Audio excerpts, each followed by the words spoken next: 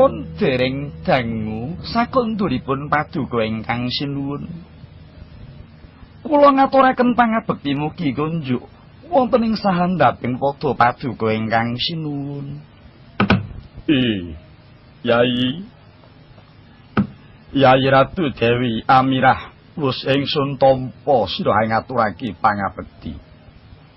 Pangestuning pun Kakang tumrapa marang Yai Ratu.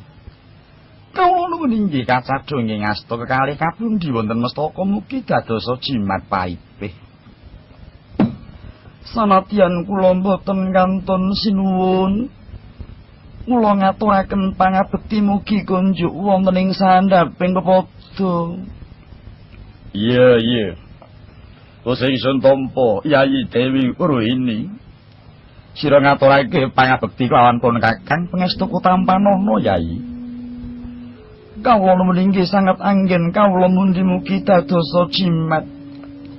Sanadyan kula boten kantun sinuwun, kula ngaturaken pangabekti mugi kunjuk.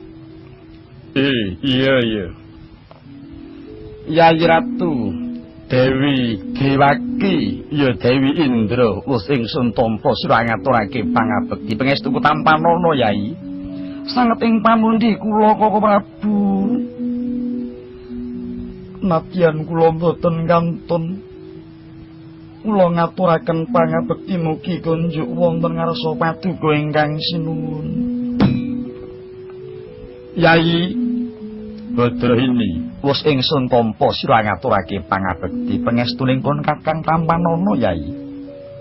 Kacadhong ing asta kalih kapundi wonten staka mugi dadosa jimat.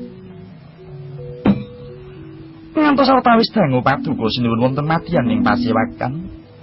Menapa ingkang dipun penggali keparenga garwa paduka cumadhong dawuh.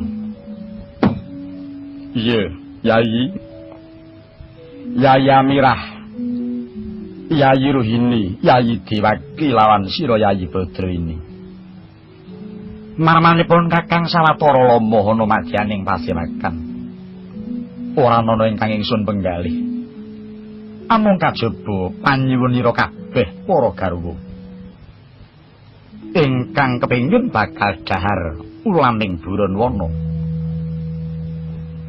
Nalika ingsun dawuhake marang Yai Arya Prabu, Yai Arya Prabu anayogyani supaya pun Kakang tumuli hangupayakake marang panyuwuning Yai Ratu. Malah Yai Ugrasena ngaturake mungguh alas kang isih kebak buron wana iku ing wilayah Mandura dumunung ana ing